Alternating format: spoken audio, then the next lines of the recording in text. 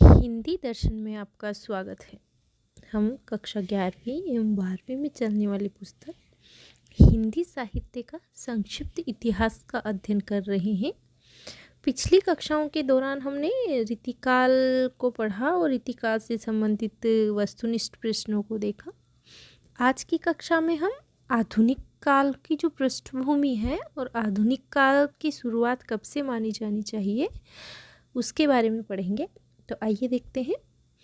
जो आधुनिक काल है वह हिंदी साहित्य का इतिहास का चतुर्थ चरण है, उसे कहा जाता है।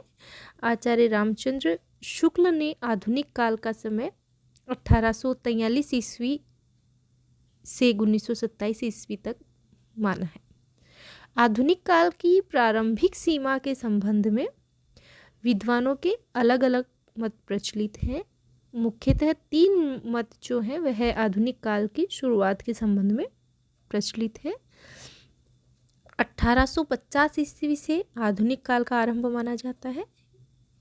इसके अग्रदूत भारतेंदु हरिश्चंद्र हैं। उनके जन्म वर्ष के कारण 1850 ईस्वी भी आधुनिक काल का प्रारंभ माना जाता है। कुछ लोग कहते हैं 1857 ईस्वी से आधुनिक काल का प्रारंभ माना जाना चाहिए। इस वर्ष भारत का प्रथम स्वतंत्रता संग्राम हुआ था, जिसके कारण कवियों और लेखकों की जो लेखन शैली है, उनकी विचारधारा है, उसने कुछ नयापन प्राप्त किया था। जैसे डॉक्टर नगेंद्र ने आधुनिक काल का प्रारंभ 1857 ईस्वी से माना है। और तीसरा जो मत है वह है 1868 ईस्वी। भारतेंदु हरिश्चंद्र ने अपनी सर्वप्रथम जो पत्रिका है कविवचन सुधा, वह 1868 ईस्वी में निकाली थी। इसी पत्रिका के माध्यम से हिंदी के एक नए युग की शुरुआत हुई थी। अतः आचार्य रामचंद्र शुक्ल जैसे इतिहासकार इसी वर्ष से आधुनिक काल का प्रारंभ मानते हैं। आधुनिक काल का वैसे जो प्रारंभ है वह 1843 ईस्वी या यूँ कहें कि 1900 विक्रम संवत 1900 से अब तक का जो समय है वह आधुनिक काल के नाम से संबोधित किया जाता है। डॉक्टर नगेंद्र के अनुसार हिंदी साहित्य के इतिहास में आधुनिकता शब्द से अभिप्राय है मध्यकाल से भिन्नता और नवीन इहलौकिक दृष्टिकोण। आधुनिक काल को हिंदी साहित्य इतिहास का दूसरा स्वर्ण काल भी कहा जाता है। तो पहला स्वर्ण काल किसे कहते हैं? भक्ति काल को जॉर्ज ग्रियर्सन ने कहा जाता है। आधुनिक काल को दूसरा स्वर्ण काल क्यों कहा जाता है? क्योंकि जन चेतना एवं जागरूकता का जितना सशक्त स्वर आधुनिक युग के साहित्य में मुखरित हुआ है उतना पहले कभी नहीं हुआ। आधुनिक काल के नामकरण को अगर हम देखें तो विविध इतिहासकारों ने हिंदी साहित्य के आधुनिक काल को लेकर के अलग अलग जो नाम है वह दिए हैं। आचार्य रामचंद्र शुक्ल जी द्वारा आधुनिक काल के जो नाम सुझाया है वह गद्य काल है। कई बार परीक्षा में पूछा भी गया है कि आधुनिक काल को गद्य काल किसने कहा है, तो आचार्य रामचंद्र शुक्ल ने। मिश्र बंधुओं ने इसे वर्तमान काल कहा है। डॉक्टर राम कुमार वर्मा, गणपति चंद्र गुप्त और हजारी प्रसाद द्विवेदी, इन तीनों इतिहासकारों ने आधुनिक काल को आधुनिक काल नाम दिया है और मिश्र बंधु ने इसे वर्तमान काल और आचार्य रामचंद्र शुक्ल ने इसे गद्य काल कहा है। तो आइए देखते हैं आधुनिक काल की पृष्ठभूमि के संदर्भ में।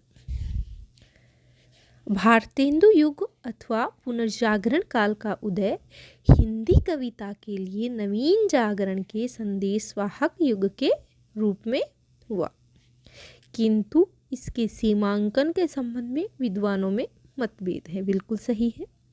आचार्य रामचंद्र शुक्ल ने भारतेंदु हरिश्चंद्र 1850 से 1885 की रचना काल की दृष्टि में रख करके संवत 1925 से 1950 की अवधि को नई धारा अथवा प्रथम उत्थान की संज्ञा दी और इस काल को हरिश्चंद्र तथा उनके सहयोगी लेखकों के कृतित्व से समृद्ध माना है, किंतु उनके द्वारा निर्धारित कालावधि से कुछ अन्य लेखकों का वैमत्य है।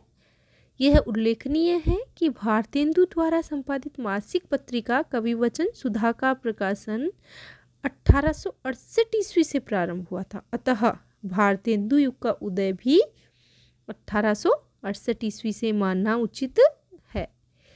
इसी तर्क का अनुकरण करते हुए सरस्वती के प्रकाशन वर्ष 1900 ईस्वी को भारतेंदु युग की परिसमाप्ति का सूचक माना जा सकता है।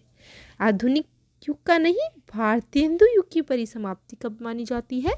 जब सरस्वती पत्रिका का प्रकाशन होता है 1900 ईस्वी में, तब भारतेंदु युग की परिसमाप्ति मानी जाती है और द्विवेदी युग यानी जागरण सुधार काल का प्रारंभ माना जाता है।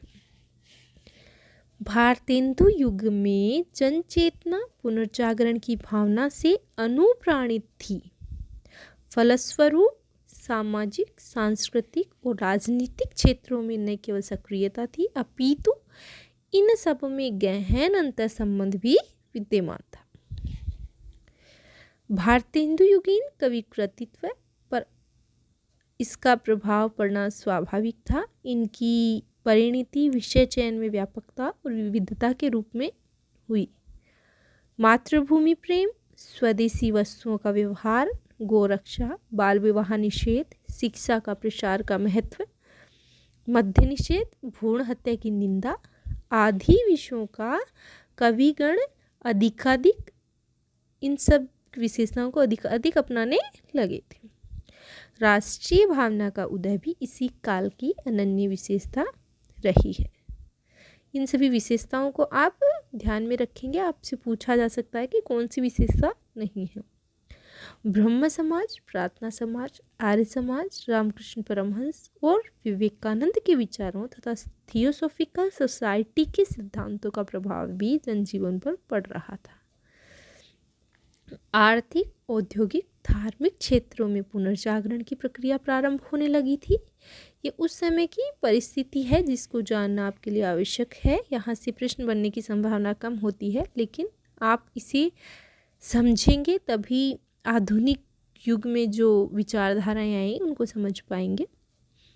पाश्चात्य शिक्षा प्रणाली ने शैक्षिक क्षेत्र में व्यक्तिगत स्वतंत्रता की प्रेरणा प्रदान की। अंग्रेजी का प्रचार प्रसार यद्यपि जनता के संपर्क साधन और प्रशासकीय आवश्यकताओं के लिए किया जा रहा था, पर अंग्रेजी साहित्य के अध्ययन ने अन्य देशों के साथ तुलना का अवसर भी प्रदान किया और इस तरह राष्ट्रीय भावना के विकास के लिए उचित वातावरण बन सका। मुद्रण यंत्रों के विस्तार और समाचार पत्रों के प्रकाशन ने भी जन जागरण में योगदान दिया। परिणाम स्वरूप तत्कालीन साहित्य चेतना मध्यकालीन रचना प्रवृत्तियों तक ही सीमित न रहकर नवीन दिशाओं की ओर उन्मुख होने लगी। तो अब हम देखेंगे भारतेंदु युग के प्रमुख कवि और रचनाओं के संदर्भ में। इससे पहले हम देख लेते हैं कि जो आधुनिक काल है उसका विभाजन हम किस प्रकार से करेंगे कि हम आधुनिक काल को अच्छे से समझ पाएंगे और आधुनिक काल के कवि और उनकी रचनाओं के बारे में जान पाएंगे। डॉक्टर नगेंद्र और अन्य इतिहासकारों द्वारा जो आधुनिक काल का उपविभाजन किया गया है वह सही और उचित माना गया है। तो डॉक्टर नगेंद्र का जो उपविभाजन है उसको आप याद रखेंगे। कई बार परीक्षा में पूछा भी जाता है और आपके याद रखने की दृष्टि से भी ये सही रहेगा। डॉक्टर नगेंद्र के अनुसार इन्होंने भारतेंदु युग पहला जो उपविभाजन बताया भारतेंदु युग, जिसको नाम दिया इन्होंने पुनर्जागरण काल। पुनर्जागरण काल इसका समय इन्होंने बताया 1850 ईस्वी से 1900 ईस्वी तक। दूसरा विभाजन इन्होंने किया द्विवेदी युग। द्विवेदी युग इसे इन्होंने नाम दिया जागरण सुधार काल। जागरण सुधार काल इसका समय इन्होंने माना 1900 से 1920 ईस्वी तक। अगला विभाजन इन्होंने बताया तीसरा छायावादी काल। छायावादी काल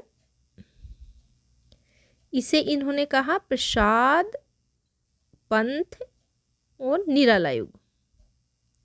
इसका समय छायावादी काल का इन्होंने बताया 1920 ईस्वी से 1940 1936 ईस्वी। अगला इन्होंने विभाजन किया प्रगतिवादी काल, प्रगतिवादी या साम्यवादी युग इसे नाम दिया। इसका समय इन्होंने बताया 1936 ईस्वी से 1943 ईस्वी तक। अगला विभाजन इन्होंने किया प्रयोगवादी काल, प्रयोगवाद, जिसका समय इन्होंने बताया 1943 ईस्वी से 1953 ईस्वी तक। फिर इन्होंने बताया नवलेखन काल, नवलेखन या नई कविता का युग, जिसका समय इन्होंने बताया 1953 ईस्वी से अब तक। इसी उपविभाजन को जो नगेंद्र ने किया है, डॉक्टर बच्चन सिंह ने 3 भागों में विभक्त किया है। नवजागरण युग 1857 से 1920, स्वच्छंदता युग 1920 से 1938 और उत्तर स्वच्छंदता युग 1938 से अब तक। तो हमने आधुनिक काल की जो पृष्ठभूमि है उसको समझा, उसको जाना। आगे की कक्षाओं में हम जो कालक्रमानुसार इसका अध्ययन है, जैसे भारतेंदु द्विवेदी, उनका अध्ययन करेंगे, उनके रचना और रचनाकारों को पढ़ेंगे। आज के लिए इतना ही, धन्यवाद।